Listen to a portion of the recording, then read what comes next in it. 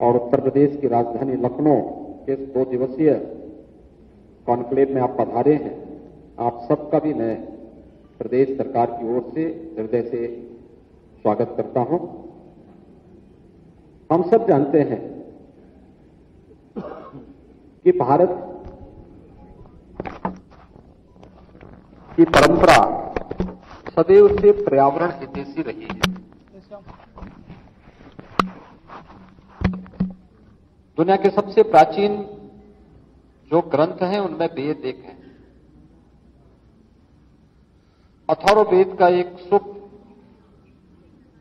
जो हमें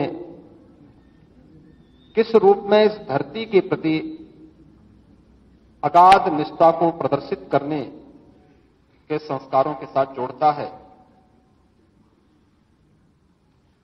सूक्त कहता है, माता भूमि पुत्रोहम पृथिव्या, यानी धरती हमारी माता है, हम सब इसके पुत्र हैं। एक पुत्र का मां के प्रति क्या कर्तव्य है ये बताने की आवश्यकता नहीं होती। किसी भी सभ्य समाज को इन सब बातों के बारे में बताने की आवश्यकता नहीं होती। और संपूर्ण जीव सृष्टि में अगर आप देखेंगे तो यह स्वतः प्रकृति प्रदत्त एक स्वभाव और संस्कार मां के प्रति देखने को मिलता है। और यहीं से प्रारंभ होता है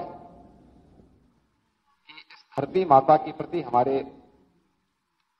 दायित्व किस रूप में आगे बढ़ सकते हैं। क्लाइमेट चेंज आज की एक चुनौती है। आप देख रहे होंगे और समय अतिवृष्टि होना, इस बार हम देख रहे थे, विगत वर्ष ही देख रहे थे, अक्सर 15 जून के आसपास मानसून आता था। जून में बरसात नहीं हुई, जुलाई में 1-2 बार बारिश हुई, पूरा जुलाई सूखा बीत गया, अगस्त सूखा बीत गया और यहां पर मानसून कब आया? अक्टूबर में। लोग मान के चलते हैं कि उस समय तो बरसात होगी ही नहीं, लेकिन पहली बार उत्तर प्रदेश जैसे राज्य में भी हम लोगों को अक्टूबर के महीने में बाढ़ की त्रासदी का सामना करना पड़ा। मैं सार्वजनिक जीवन में पिछले 25 वर्षों से हूं। मैंने 25-30 वर्षों में कभी नहीं देखी कि कभी बाढ़ अक्टूबर के महीने में आई हो। लेकिन इस बार अक्टूबर के महीने में उत्तर प्रदेश के कई जनपद बाढ़ से पूरी तरह प्रभावित थे।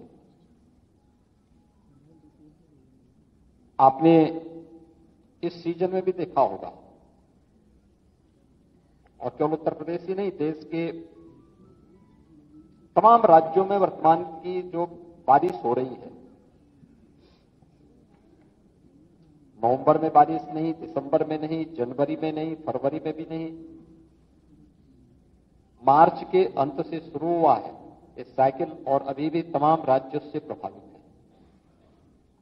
यानी जब किसान को पानी की आवश्यकता है उस समय बरसात नहीं, लेकिन जब किसान अपनी मेहनत से अपनी फसल को तैयार करके उसे काटने के लिए जाता है तब असमय अतिवृष्टि या ओलावृष्टि से उसकी पूरी मेहनत में पानी फिर जाता है। कहीं ना कहीं यह क्लाइमेट चेंज के उन दुष्प्रभावों की ओर हम सबका ध्यान आकर्षित करता है जो अपने स्वार्थ के लिए मनुष्य ने अतिदोहित करके पर्यावरण के साथ खिलवाड़ किया है। और आज उन दुष्परिणामों के भुक्तभोगी भी हम बन रहे हैं। लेकिन इसी चुनौती के बीच में रास्ता भी निकालना होगा और हम सब के लिए अत्यंत गौरव का विषय है कि दुनिया को इस दिशा में भारत आज लीड कर रहा है। भारत उसे एक नेतृत्व दे रहा है प्रधानमंत्री मोदी जी के नेतृत्व में। दुनिया के अंदर जहां कहीं भी इन मुद्दों पे चर्चा हो रही है, अभी लाइफ की बात माननीय केंद्रीय मंत्री श्री भूपेंद्र यादव जी ने अपने आपके सामने रखी कि हमारी लाइफस्टाइल पर्यावरण के प्रति किस रूप में होनी चाहिए। प्रधानमंत्री जी के स्लोगन को आज दुनिया अंगीकार कर रही है और उसमें हम इस नेशनल कॉन्क्लेव के साथ प्रदेश की राजधानी लखनऊ में हैं। आप सब जानते हैं उत्तर प्रदेश भारत की आबादी का सबसे बड़ा राज्य है। देश के अंदर कुल क्षेत्रफल का जितना भूभाग उत्तर प्रदेश के पास है उससे कई ज्यादा उत्तर प्रदेश की आबादी है। उस सब के बीच इतनी बड़ी आबादी इसलिए है क्योंकि मनुष्यों के रहने के लिए अनुकूल परिस्थिति यहां पर है। उपजाऊ भूमि है, पर्याप्त जल संसाधन है, एक समय पर्याप्त मात्रा में वनाच्छादन भी था, लेकिन समय के अनुरूप जैसे जैसे आबादी बढ़ती गई वन कटते गए। लेकिन 2017 में जब प्रदेश के अंदर हमें सरकार बनाने का अवसर प्राप्त हुआ, उस समय वन महोत्सव के कार्यक्रम में मुझे जाने का अवसर प्राप्त हुआ था। जुलाई माह के प्रथम सप्ताह में जब वन महोत्सव के कार्यक्रम प्रारंभ हुए थे तो उस कार्यक्रम में मैंने वन विभाग से कहा था, मैंने कहा एक लक्ष्य लेकर के इस अभियान को आगे बढ़ाइए। व्यापक पैमाने पर वृक्षारोपण के कार्यक्रम होने चाहिए। पहले वर्ष 5 करोड़ वृक्षारोपण को लेकर के कार्यक्रम प्रारंभ हुआ। अगले वर्ष इसे बढ़ाकर के 10 करोड़ किया गया और मुझे बताते हुए प्रसन्नता है कि विगत 6 वर्ष के अंदर उत्तर प्रदेश ने 135 करोड़ पौधारोपण का कार्यक्रम प्रदेश के अंदर सफलतापूर्वक किया। हम लोगों ने देश की प्रतिष्ठित संस्थाओं को थर्ड पार्टी के रूप में इन सब को जांचने की वास्तव में जो वृक्षारोपण किए जा रहे हैं, इन सभी वृक्षारोपण को करने के फलस्वरूप उनके बचने की संभावना किस रूप में आगे बढ़ रही है और अच्छे परिणाम आए हैं। इसलिए 6 वर्ष में उत्तर प्रदेश का वनाच्छादन बढ़ा भी है। उत्तर प्रदेश के अंदर हम लोगों ने इस बात को देखा कि एक आम नागरिक के मन में भी आज ये भाव पैदा हुआ है कि हमें वृक्ष काटने नहीं है, बल्कि हमें उसकी सुरक्षा करनी है, उसके संरक्षण के लिए इस अभियान का हिस्सा बनना है। आज वह हम लोग प्रदेश के अंदर अलग अलग क्षेत्रों में जाकर के देखते हैं तो लोगों के मन में इस भाव को देख करके खुशी होती है कि कम से कम लोगों ने आज इसे अपने जीवन का हिस्सा बनाया है। दूसरा, आदरणीय प्रधानमंत्री जी ने जल संरक्षण के लिए जो अनेक अभियान देश के अंदर प्रारंभ किए, आजादी के अमृत महोत्सव कार्यक्रम में हर ग्राम पंचायत को और हर जनपद को प्रदेश के अंदर 75 तालाब बनाने का एक लक्ष्य रखा गया था, अमृत सरोवर बनाने का लक्ष्य रखा गया था। मुझे प्रसन्नता है कि उत्तर प्रदेश में अमृत सरोवर, चाहे वह ग्रामीण क्षेत्र हो या शहरी क्षेत्र,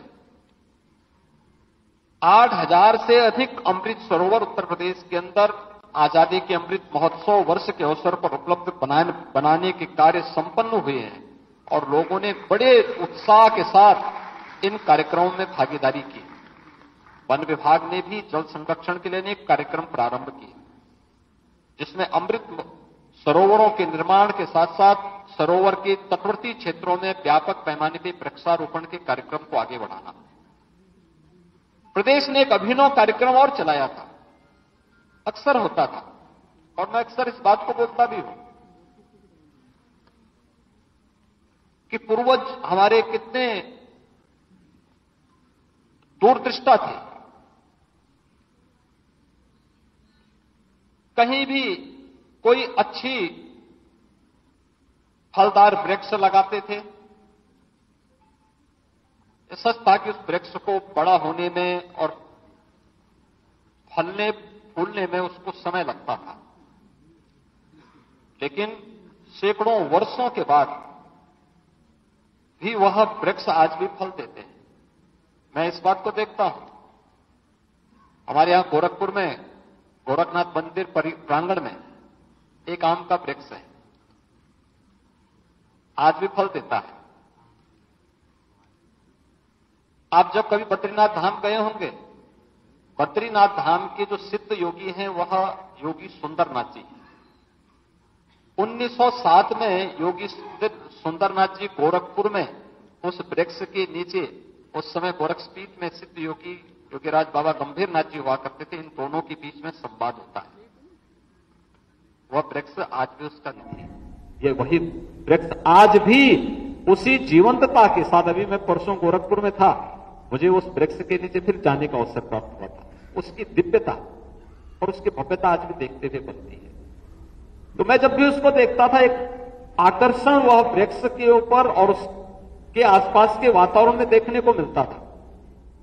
तो मैंने 2019 में वन विभाग से उत्तर प्रदेश में कहा था कि हम लोगों को केवल वृक्षारोपण ही नहीं करना है, बल्कि 100 वर्ष पुराने जितने भी हमारे वृक्ष हैं उनको हेरिटेज वृक्ष के रूप में, विरासत वृक्ष के रूप में मान्यता देकर के उनके संरक्षण के एक बड़े अभियान को आगे बढ़ाना है, जिसमें विरासत वृक्ष की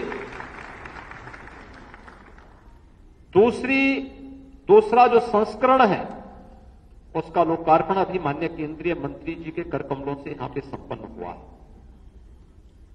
हम सब भी अपने आसपास के वातावरण में उन कहानियों के साथ जुड़ करके, उसके साथ जुड़ी हुई उन आध्यात्मिक और ऐतिहासिक पृष्ठभूमि को उसके साथ जोड़ करके उस विरासत की परंपरा को आगे बढ़ाने में योगदान दे सकते हैं।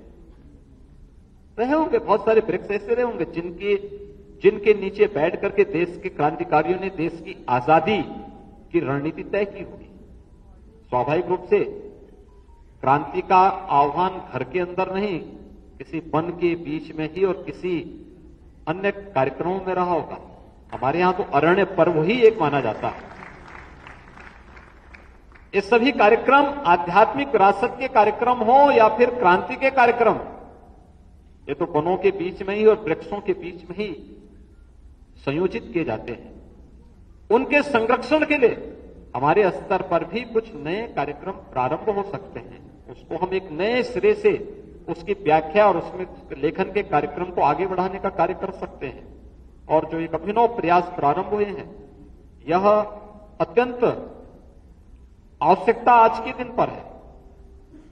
प्रदेश में विगत 6 वर्ष के अंदर आदरणीय प्रधानमंत्री जी के मार्गदर्शन में प्रदेश सरकार ने अनेक कदम उठाए हैं। एक और विकास आज की आवश्यकता है, उसको ध्यान में रख करके जहां कार्यक्रम प्रारंभ हुए, लेकिन साथ साथ पर्यावरण और प्रकृति के प्रति भी अपने उत्तरदायित्वों से हम मुक्त नहीं हो सकते, उसको भी इसके साथ जोड़ने का कार्यक्रम आगे बढ़ा है।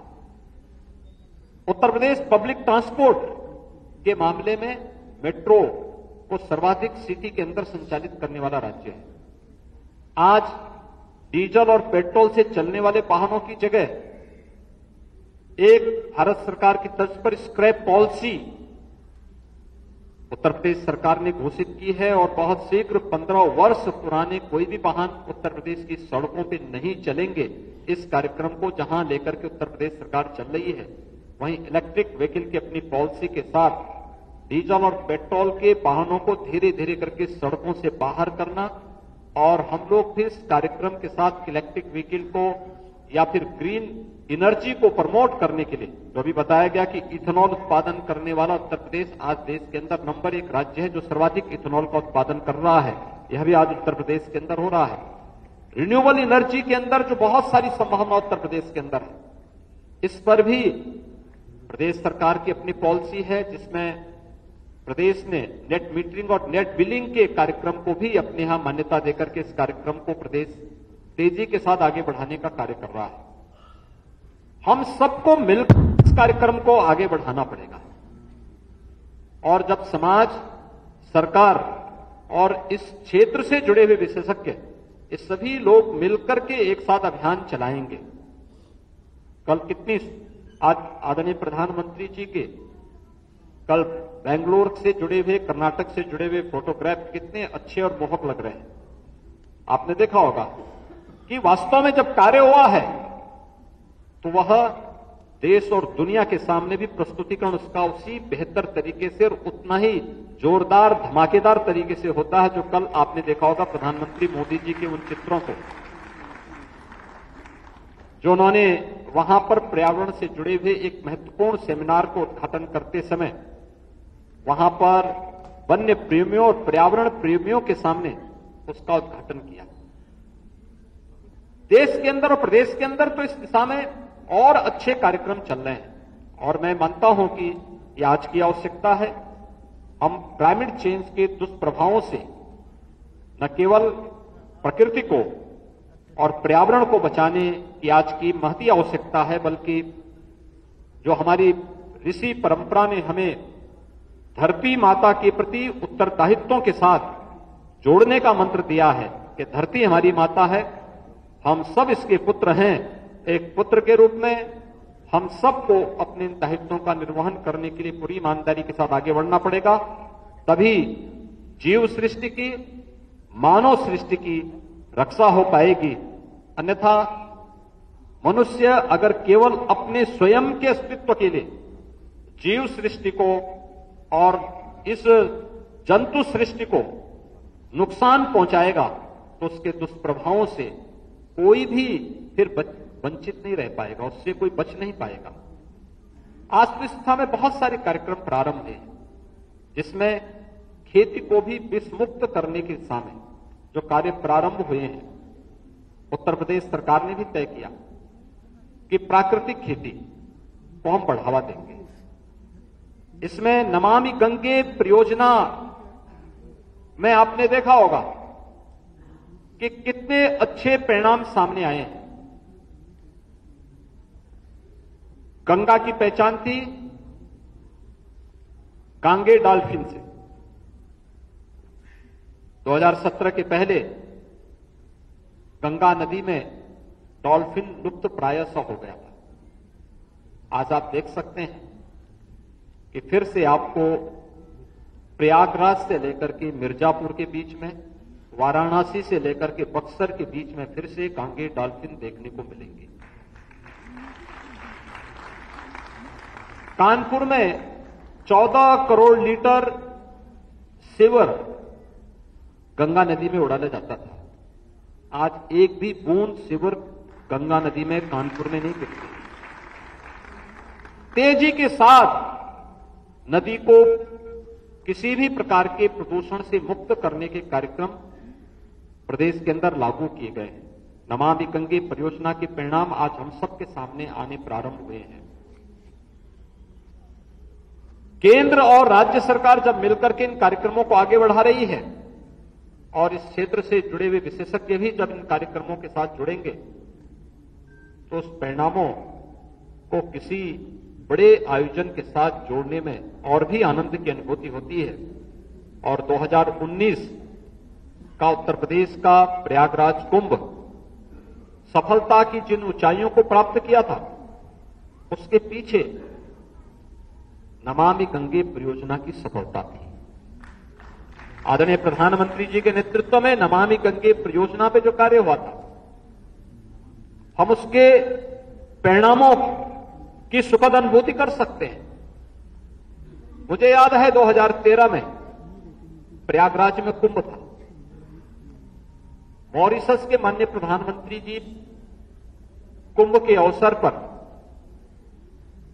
अपने देश के एक पूरे डेलीगेशन के साथ आए थे, लेकिन जब एक संगम तट पर गए और वहां पे गंदगी देखी, गंगा की जल को उन्होंने काला जल देखा तो दूर से ही परिणाम करके चले गए। उन्होंने कहा क्या यही गंगा है? संजोग ऐसा था जब प्रयागराज कुंभ 2019 में आया, उसी समय उत्तर प्रदेश में प्रवासी भारतीय दिवस का भी आयोजन वाराणसी में था। और वाराणसी में प्रवासी भारतीय दिवस के कार्यक्रम में मैंने स्वयं मॉरिशस के प्रधानमंत्री से अनुरोध किया। यदि मुझे संकोच भी हो रहा था, क्योंकि 13 में उनका अनुभव बहुत अच्छा नहीं था। उस समय उनके पिताजी वहां के प्रधानमंत्री थे, तो बहुत अच्छा नहीं था। लेकिन मैंने फिर भी साहस किया। मैंने कहा, आप यहां वाराणसी में आए हैं, प्रवासी भारतीय दिवस के कार्यक्रम के बाद आपको समय मिले तो आप प्रयागराज में कुंभ के आयोजन में आए और अच्छा होगा। तो उन्होंने हंसते हुए कहा कि मैं जरूर देखता हूं। और वह मेरे आग्रह पर प्रयागराज आए। 400 लोगों का डेलीगेशन था। हमने वहां स्नान करने के लिए आग्रह नहीं किया, लेकिन जब इस संगम पर आए, उन्होंने वहां पर लाखों लोगों को स्नान करते हुए देखा। तो उन्होंने कहा, क्या मैं भी स्नान कर सकता हूं? मैंने कहा, आप आए हैं, अगर आपको लगता है कि ये संगम स्नान करने लायक है तो अच्छा होगा। और उनके साथ 400 लोगों का डेलीगेशन था। उन्होंने अपने परिवार के साथ सभी जितने भी मॉरिशस से आए हुए लोग थे, सबने संगम में डुबकी लगाई और जल भर भर करके मॉरिशस लेकर के गए। ये दिखता है कि परिणाम आने में देर नहीं लगती, थोड़ा प्रयास करने की आवश्यकता होती है और उस प्रयास में हम भी भागीदार बन सकते हैं। प्रकृति के प्रति, पर्यावरण के प्रति अपने उत्तरदायित्वों का निर्वहन करके हम अथर्ववेद के उस सूक्त को, जो हमें इस धरती माता के प्रति, अपने कर्तव्यों के प्रति आग्रही बनाती है, उस उत्तरदायित्वों में हम भी खरा उतर सकते हैं। और इसीलिए उत्तर प्रदेश सरकार ने भी तय किया है। आदरणीय प्रधानमंत्री जी ने नेशनल फार्मिंग की जब बात की, तो गौ आधारित खेती के लिए गौ माता की भी रक्षा होगी, साथ साथ विष मुक्त खेती भी हम लोग देने में सफल होंगे। और विष मुक्त खेती के लिए ही इस कार्यक्रम को आगे बढ़ाने के लिए गंगा के तटवर्ती सभी 27 जनपदों में और बुंदेलखंड को प्राकृतिक खेती के लिए एक स्पेशल इंसेंटिव देकर के उत्तर प्रदेश सरकार इस कार्यक्रम को आगे लेकर के चल रही है। और मुझे बताते हुए प्रसन्नता है कि आज उत्तर प्रदेश के अंदर जैविक खेती और प्राकृतिक खेती, इन दोनों प्रकार की खेती को 1,30,000 हेक्टेयर भूमि में हम जैविक और प्राकृतिक खेती के कार्यक्रम को लागू कर चुके हैं और तेजी के साथ इन कार्यक्रमों को आगे बढ़ाने का कार्य भी किया जा रहा है। अभी से हम लोगों ने तय किया है कि इस वर्ष फिर उत्तर प्रदेश सरकार वन विभाग को नोडल विभाग बनाते हुए, क्योंकि यहां पे केवल एक नोडल विभाग वन विभाग होता है, लेकिन सभी अन्य विभाग इसमें सहभागी बनते हैं। 35 करोड़ वृक्षारोपण के कार्यक्रम को लेकर के फिर हम लोग जुलाई प्रथम सप्ताह में प्रदेश के अलग अलग जनपदों में एक बृहद अभियान को आगे बढ़ाएंगे। 35 करोड़ वृक्षारोपण एक साथ एक दिन में जुलाई प्रथम सप्ताह में उत्तर प्रदेश के अंदर होगा। उसकी तैयारियां अभी से होने लग गई हैं। हम लोगों ने उत्तर प्रदेश के अंदर एक और कार्य किया है कि जितने भी हम प्रधानमंत्री आवास योजना के आवास देंगे किसी भी लाभार्थी को, उस लाभार्थी को एक साथ सहजन का पेड़ भी देते हैं। क्योंकि प्रधानमंत्री आवास प्राप्त करने वाला जो व्यक्ति होता है, स्वाभाविक रूप से आर्थिक रूप से कमजोर होगा, और जो आर्थिक रूप से कमजोर होगा वो पोषण भी वही होगा। तो हम लोगों ने सहजन का एक एक पेड़ प्रत्येक आवास के सामने उन्हें उपलब्ध करवाने का कार्य किया। और पेड़ लगाने के साथ जब अब पेड़ बड़ा होता है तो जो फली देती है, सहजन की जो फली होती है वह अपने आप में प्रोटीन से युक्त होती है। साल में 2 बार फली देगी, परिवार के लिए पर्याप्त मात्रा में सब्जी भी मिलती है और उसके सूप को पीने से भी उसके काफी उस परिवार को एक नई मजबूती भी प्राप्त होती है। साथ साथ हर कुपोषित परिवार को हम लोग निराश्रित गो आश्रय स्थल से एक एक ब्याई हुई गाय भी उपलब्ध करवाते हैं। बहुत अच्छे परिणाम उसके आ रहे हैं। एक एक गाय भी उपलब्ध कराते हैं। 900 रुपए हर महीने उस गाय के लालन पालन के लिए भी उस परिवार को उपलब्ध करवाते हैं।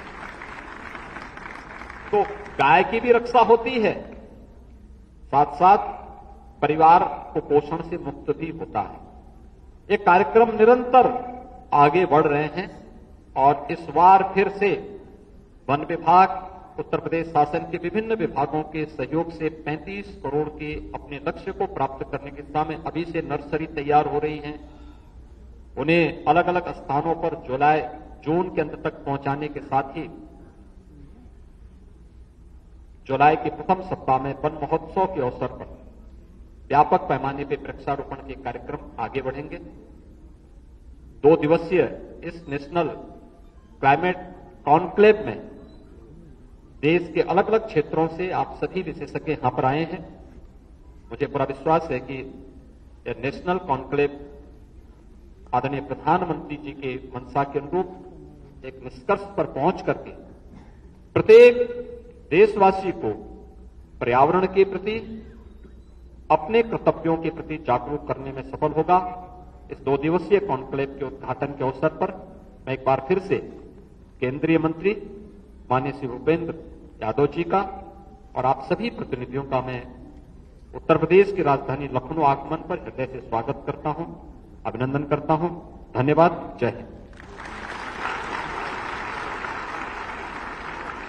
बहुत बहुत धन्यवाद माननीय, आपके बहुमूल्य मार्गदर्शन के लिए। मुख्यमंत्री योगी आदित्यनाथ को आप सुन रहे थे, जो कि नेशनल क्लाइमेट कॉन्क्लेव का उद्घाटन करने के लिए पहुंचे थे। जलवायु परिवर्तन पर सीएम योगी आदित्यनाथ ने मंत्र दिया, जल संरक्षण के लिए जल सरोवर भी बनाए गए, ये भी बताया, और ग्रीन एनर्जी अपनाने पर भी जोर दिया। तो जिस तरह से जलवायु परिवर्तन हो रहा है, इस पर कंट्रोल पाने के लिए और साथ ही पर्यावरण को बढ़ावा देने के लिए इसका उद्घाटन किया गया है। 2 दिन तक ये चलेगा, जिसमें तमाम मुद्दों पर चर्चा की जाएगी। और मुख्यमंत्री योगी आदित्यनाथ को आप सुन रहे थे, जिन्होंने तमाम मुद्दों पर अपनी बात रखी। तो पानी की आवश्यकता है, उस समय बरसात नहीं है, लेकिन जब किसान अपनी मेहनत से अपनी फसल को तैयार करके उसे काटने के लिए जाता है, तब असमय अतिवृष्टि या ओलावृष्टि से उसकी पूरी मेहनत में पानी गिर जाता है।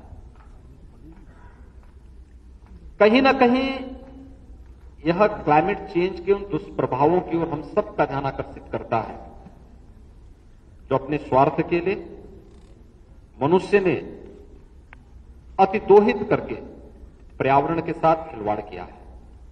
और आज उन दुष्परिणामों के भुक्तभोगी भी हम बन रहे हैं।